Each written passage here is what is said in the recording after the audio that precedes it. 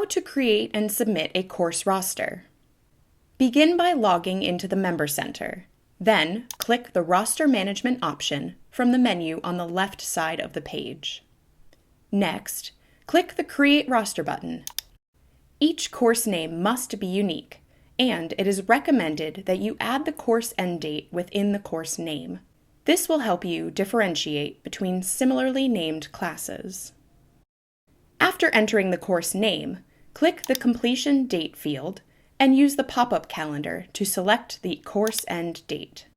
Then, use the drop-down menu next to the Category field to select the topic under which your course's digital seats are housed. After selecting the category, proceed by using the course drop-down menu below to select the appropriate course. Finally, choose your instructor name from the Instructor drop-down menu, and then click Submit. Your roster has now been created, and you may add your individual students to the course by clicking the link in the green highlighted confirmation message at the top of the page. Use the fields provided to enter your students' names and email addresses. Email addresses are not required, but will be helpful in providing your students with their course certificates, should you decide to send them via email. Use the Add Row button as needed to input multiple students. When finished, you may click the Save Roster button to apply your additions and return to make any changes or further additions later.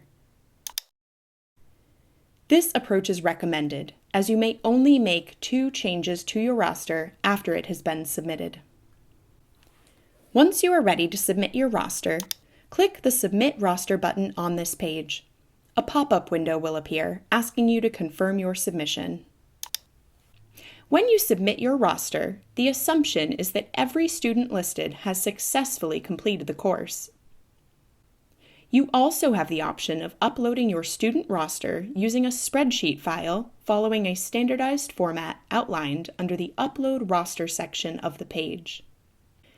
For your convenience, samples of both CSV and Excel file formats are also provided and may be opened by clicking on the corresponding links in this section.